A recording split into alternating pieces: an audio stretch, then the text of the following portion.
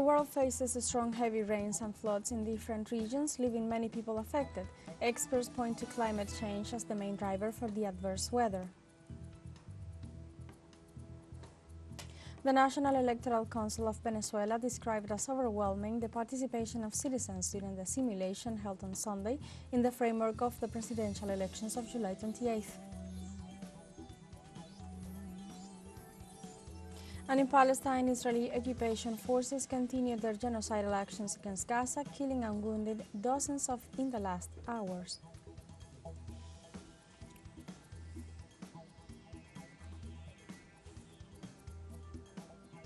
Hello and welcome to From the South. I'm Alejandra Garcia from teleSUR Studios in Havana, Cuba. We begin with the news.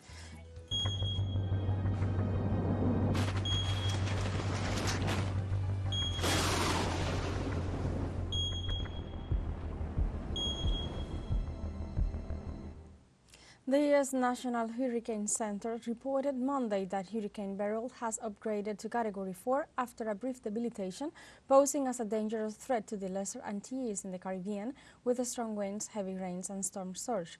The agency indicated that the cyclone's maximum sustained winds are near 250 kilometers per hour, with stronger gusts. In the next few hours, the phenomenon is expected to remain a dangerous major hurricane as its core moves through the Windward Islands to the eastern Caribbean. Potentially catastrophic wind damage is expected on Monday in impacted areas, with the greatest risk from the core being forecasted for San Vincent and the Grenadines and Grenada. In this context, on Monday, United States National Hurricane Center confirmed that Hurricane Beryl's center made landfall in the Caribbean island of Cariaco, which is part of Grenada, as a powerful Category 4 storm.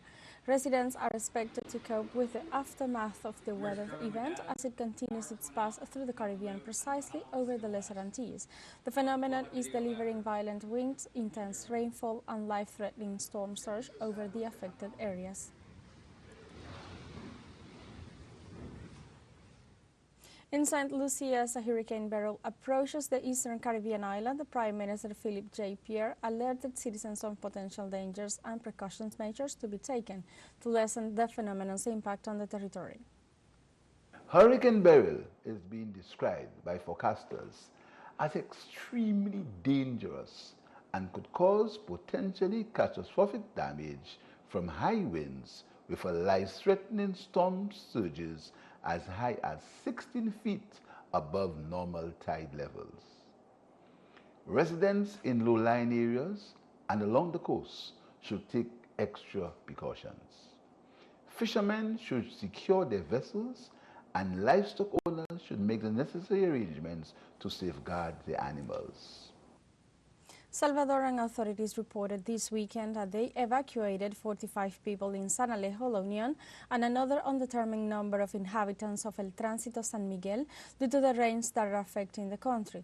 The press secretariat and the fire departments also reported that the water level in El Jacotal Lagoon affected homes in neighboring communities, while flood-prone areas in Colonia, Santa Lucia, Ilopango, San Salvador were monitored. The press also said the Secretary of the Presidency declared that the institutions that are part of the National Civil Protection System remain deployed throughout the country, providing assistance in any type of emergency caused by the storms.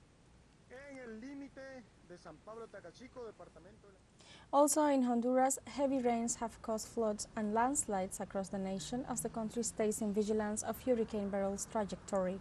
According to rescue teams, due to rainfall on Saturday, landslides and rockfalls were reported, which damaged more than 20 houses. The most impacted areas have been the departments of Copan, Ocotepeque, Lempira, Intibuca, La Paz, Francisco Morazán, Valle and Choluteca.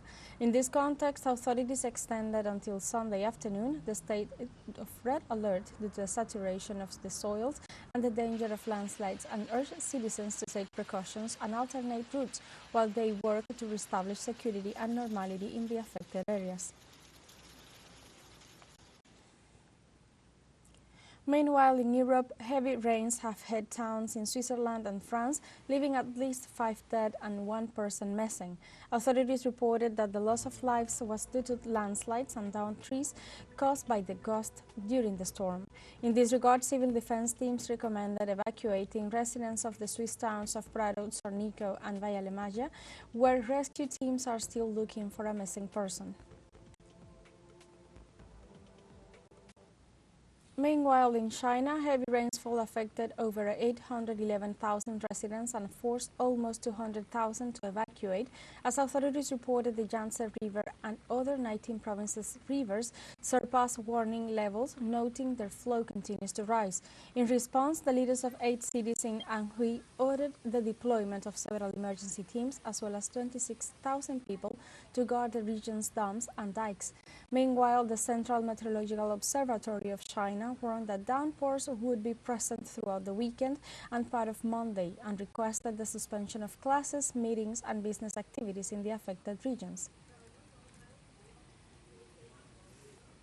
Let's take a short break, but remember you can join us on TikTok at teleSUR English, where you will find news in different formats, news updates and more.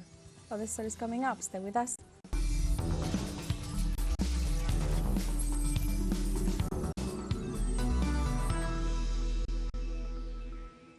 Welcome back. In Bolivia, President Luis Arce rejects self-cop narrative promoted by the fascist right wing.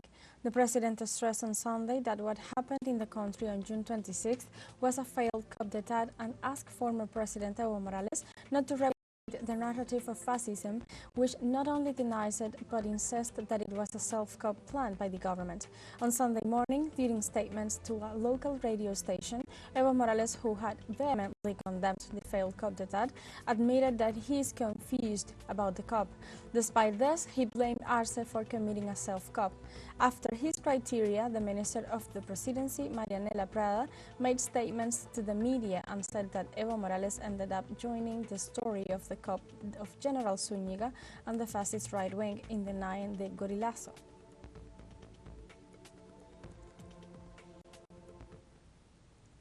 The President of Argentina, Javier Milei, defended this Sunday the bill to lower the age of criminal responsibility to 13 years old, a bill that the government sent to the Congress last Friday. The bill sets the minimum age for criminal prosecution at 13 and establishes sentences of up to 20 years of imprisonment for children and adolescents who would be incarcerated in special establishments or separate sections within the penitentiary complexes. Meanwhile, the Ministry of Justice explained in a statement that the initiative seeks to combat the persistent growth of juvenile criminality, pointing out that organized crime takes advantage of children and adolescents to commit crimes without restrictions, evading in that way criminal responsibility. The Venezuelan Foreign Minister Iván Gil rejected the statement issued on June 30th by Argentinian President Javier Milei, where he ignored the attempted coup d'etat in Bolivia, for it fed a narrative created by the Latin American right wing, which tries to deny the actions of the criminals who tried to overthrow the legitimate President Luis Arce. In a communique posted on the social network X on Monday, Gil stated, "This dark neo-Nazi character is used as a pawn of macabre interest that tried to impose fascism as a political trend in our region through the ridiculous spokesmanship inflated by lies spread through social networks and the complicit media." The foreign minister added that Venezuela reiterates the call to condemn this and any other coup d'etat attempt in Latin America, as was done unanimously by the South American countries, including, by the way, Argentina itself, a fact that unfortunately is unknown by those who claim to govern this country.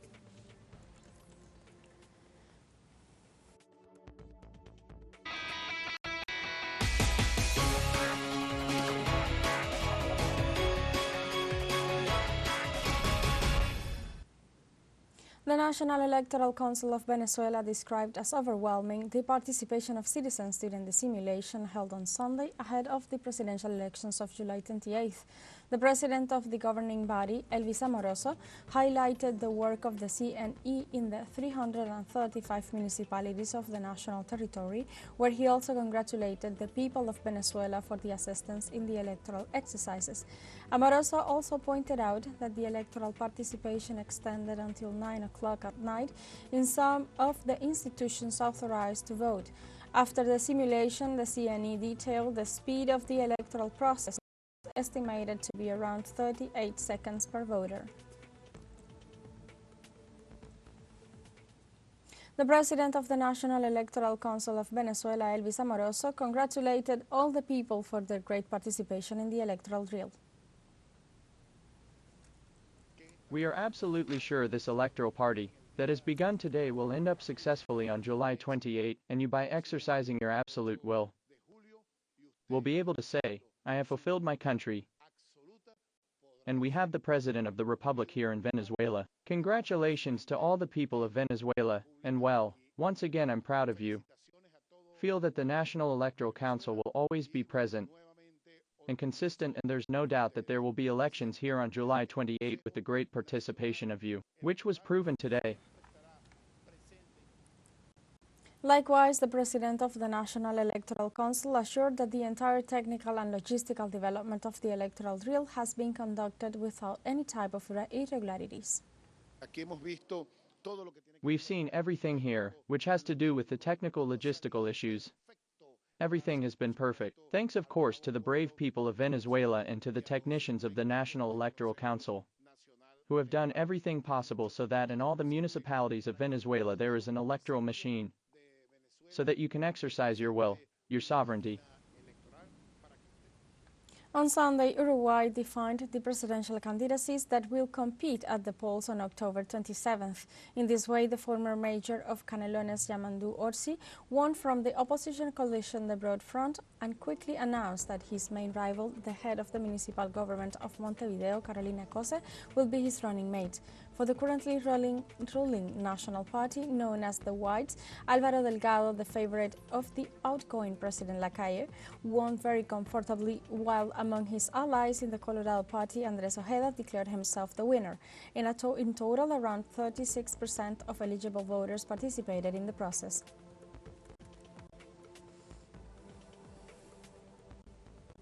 In France, the far-right National Rally Party won a victory in the first round of the legislative elections with 33.15% of the votes. For its part, the left-wing coalition of the New Popular Front obtained 27.99%, establishing itself as the second-largest political force, surpassing President Emmanuel Macron's party, which collected 20.04% of the votes. During this first round, 37 deputies of the National Rally, 32 of the New Popular Front, 2 of the Macronist bloc and 3 of the Republicans and their allies were elected. In the second round, to be held next Sunday, Marine Le Pen's National Rally and its associates will contest 485 constituencies out of 577.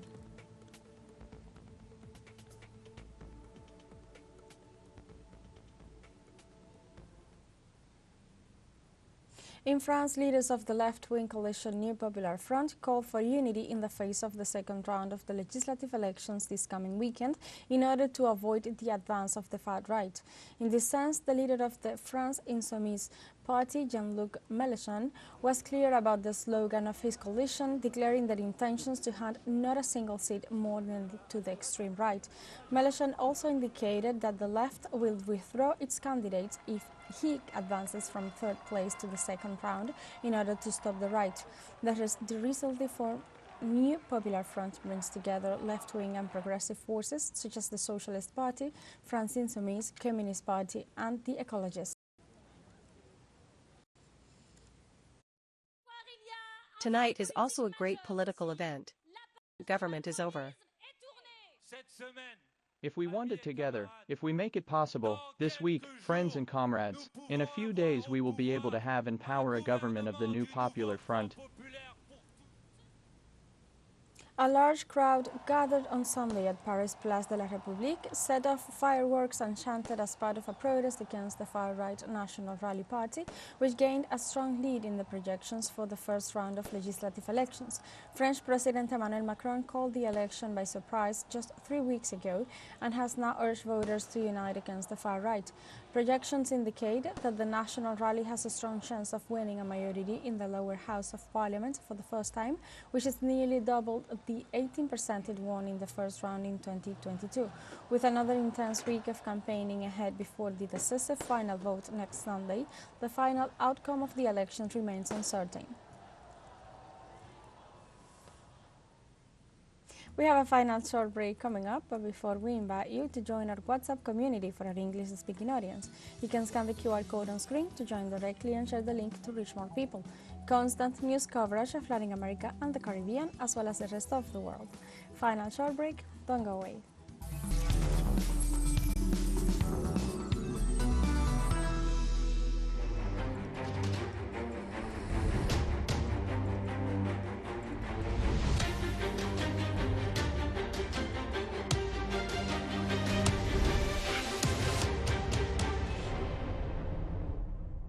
Welcome back to From the South. In Palestine, Israeli bombing raids on the Gaza Strip killed several people and wounded dozens. In this regard, Wafa news agency reported that on Sunday, the Israeli Air Force targeted a group of citizens in Al-Sabra neighborhood in the city of Gaza, killing several of them and injuring others. On the other hand, a civilian was killed and others were injured in a bombing in the city of Khan Yunis. Attacks were also reported in Rafah and the Nusayrat refugee camp, as death toll rose to 37,877 Palestinians after 9 months of genocidal war, in addition to around 86,000 people wounded.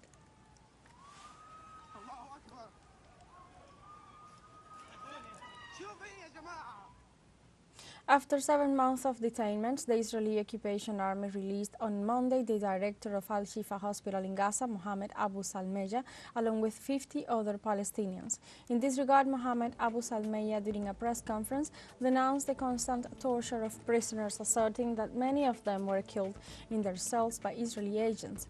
In the meantime, he also pointed out that the prisoners had lost about 30 kilograms of weight. Abu Salmeya was arrested on November 23rd during the first Israeli military operation at the Al-Shifa Medical Complex, the largest hospital in the Gaza Strip.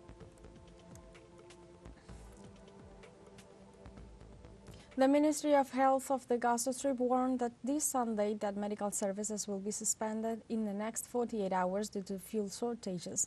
The ministry stated that the threat is imminent despite all measures taken to save fuel.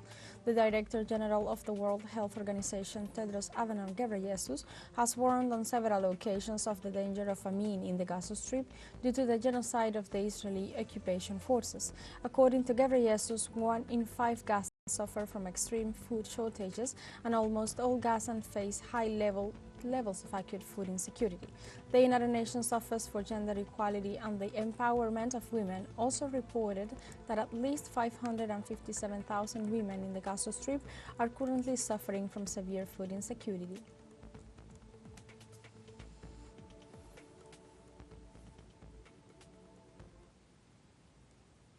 In Palestine, the United Nations Agency for Palestinian Refugees reported that the main source of water in Gaza has drastically decreased by more than 50% and called on the international community to take immediate and effective measures to mitigate this crisis. We have a serious water shortage. I have 9 members in my family. I need at least 250 liters to wash dishes and other things we cannot. There is a huge shortage in this area, and there are thousands of displaced people who came from other areas. So the area needs support for digging more than one water well. There is a massacre for water. From 5 in the morning until nightfall, we run until we fill a bottle like this, 1 liter of water, from which 16 people in my house drink. This is a great suffering and a tragedy. Iranian authorities confirmed on Sunday that secret agents of the Ministry of Intelligence arrested terrorists who were going to perpetrate attacks in the context of the presidential elections. In this regard, the Deputy Minister of the Interior for Security and Law Enforcement of Iran, Majid Mirahamadi, said that before the elections, several terrorist agents who had been set to carry out terrorist operations were arrested by secret agents of the intelligence portfolio.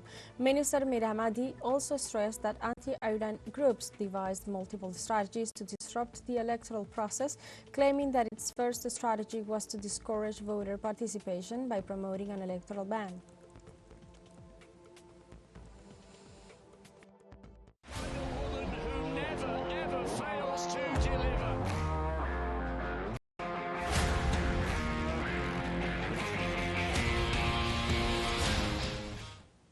Now let's talk about the Copa America USA 2024, where on Sunday the Ecuadorian national team qualified for the quarterfinals after a 0-0 draw with Mexico in the closing match of Group B. After 99 minutes of play, the tricolor team celebrated its pass to the quarterfinals and made this match in Arizona the last one for Mexico in the championship. Now the winning team will face Argentina this Thursday in Texas.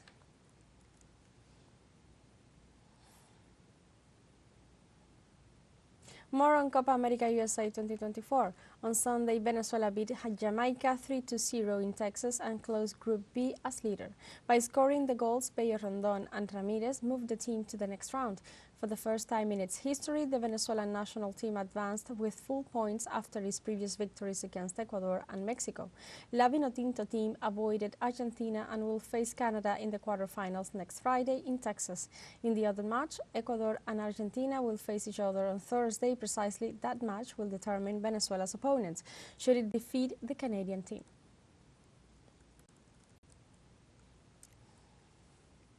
We have come to the end of this news brief, but you can find these and many other stories on our website at telesurenglish.net and join us on social media, Facebook, X, Instagram, Telegram and TikTok as well. For Telesur English, I'm Alejandra Garcia. Thank you for watching.